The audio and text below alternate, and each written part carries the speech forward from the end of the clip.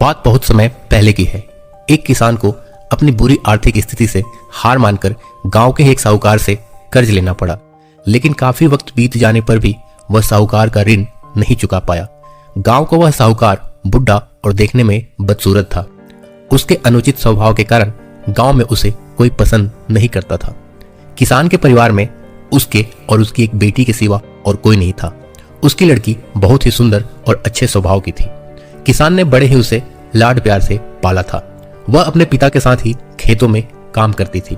पर एक दिन उस बुढ़े साहूकार की नजर उसकी खूबसूरत लड़की पर पड़ी और वह उस पर मोहित हो गया। वह मन ही मन उससे विवाह करने की सोचने लगा, लेकिन उसे पता था कि किसान अपनी लड़की का विवाह उससे कभी नहीं करेगा और उसे यह मालूम था कि किसान इस समय ऐसी स्थिति में नहीं है कि उसका कर्ज चुकता कर सके। इन सारी बातों को मन में रखकर वह स्वयं ही एक दिन किसान के खेत की ओर जाने वाले रास्ते पर जा पहुंचा। रास्ता छोटे छोटे कंकड़ पत्थरों और रोड़ियों से भरा था। वह किसान और उसकी बेटी दोनों वहीं पर थे। उसने किसान से कर्ज के विषय में बात करते हुए उसके सामने एक शर्त रखी।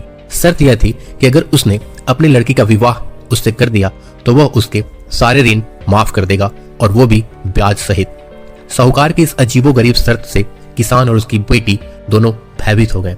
उस धूर्त साहूकार ने आगे सुझाव देते हुए दोनों से कहा कि चिंता करने की कोई बात नहीं, इस शर्त का फैसला न मैं करूंगा न आप, इसे आप अपने भाग्य पर छोड़ दें। इतना कहते हुए उसने अपनी जेब से एक पैसे की खाली पोटली निकाली और उसे दिखाते हुए कहा कि मैं इसमें एक काले रंग का और एक सफेद रंग का कंकड़ रखूंगा। इसके बाद तुम्हारी लड़की को बिना देखे इस पोटली से एक कंकड़ निकालना होगा, और शर्त यह रहेगी कि अगर उसने काले रंग के कंकड़ को निकाला तब उसे मुझसे विवाह करना होगा और तुम्हारे कर्ज भी माफ कर दिए जाएंगे। अगर तुम्हारी लड़की ने सफेद रंग के कंकड़ को निकाला तो इसे मुझसे विवाह नहीं करना होगा और फिर भी मैं कर्ज माफ कर दूंगा। लेकिन अगर इसने कंकड़ निकालने से मना कर दिया तो फिर तुम्हें जेल के सलाखों के पीछे जाना होगा। जैसे ही किसान और उसकी लड़की उसकी इस शर्त पर आपस में बात करने लगे, तभी साहूकार अचानक कंकड़ों को उठाने के लिए नीचे झुका। उसने जैसे ही 2 कंकड़ को उठाया, उसी समय किसान की लड़की की नजर उस पर पड़ गई। उसने देखा कि साहूकार ने दोनों काले कंकड़ ही पोटली में रख दिए हैं, जबकि नियम के अनुसार यह होना चाहिए था कि वह एक काले रंग का और एक दूसरे सफेद रंग का कंकड़ खाली पोटली में रखता। खैर, उसके बाद साहूकार ने लड़की को पोटली से एक कंकड़ निकालने के लिए कहा। दोस्तों, आप कुछ देर के लिए ऐसा महसूस करें कि उस लड़की की जगह पर आप उस कंकड़ पत्थर वाले रास्ते पर खड़े हैं। उस परिस्थिति में आप एक लड़की हो तो क्या करते? अगर आपको उस लड़की को कुछ सुझाव देना होता तो क्या देते? मुझे लगता है कि अगर इस पर ध्यानपूर्वक विचार करें तो हमारे सामने 3 संभावनाएं निकल कर आती है। पहली बात तो यह हो सकती है कि लड़की को कंकड़ निकालने से बिल्कुल मना कर देना चाहिए था। दूसरी बात यह हो सकती है कि लड़की को थोड़ा साहस दिखाते हुए यह बता देना चाहिए था कि उस पोटली में दोनों कंकड़ काले ही हैं, जिससे साहूकार की धूर्तता की पोल खुल जाती। या तीसरा विकल्प यह हो सकता है कि लड़की साहूकार की धूर्तता के बारे में जानते हुए भी काले रंग के कंकड़ को निकाले और अपने आप को सैक्रिफाइस कर दे, ताकि उसके पिता ऋण से मुक्त हो जाए और जेल जाने से बच जाए। यह कहानी इस उम्मीद से लिखी गई है कि हम पारंपरिक सोच के ढंग यानी ट्रेडिशनल लॉजिकल थिंकिंग और आज की लॉजिकल थिंकिंग में अंतर बता सकें। उस लड़की की इस दुविधा को हम ट्रेडिशनल लॉजिकल थिंकिंग से सॉल्व नहीं कर सकते। तो चलिए हम ही बता देते हैं कि आगे उस लड़की ने क्या किया।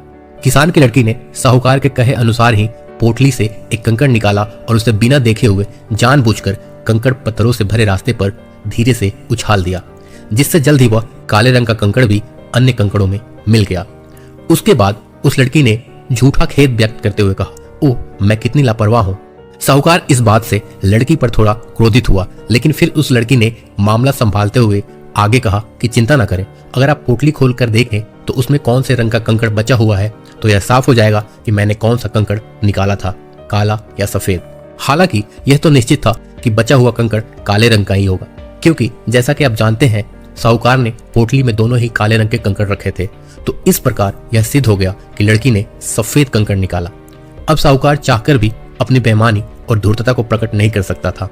इस तरह उस लड़की ने बड़ी चालाकी से अपने विरुद्ध खड़ी परिस्थिति को अपने पक्ष में कर लिया। तो दोस्तों, इस कहानी से आपको क्या सीख मिलती है?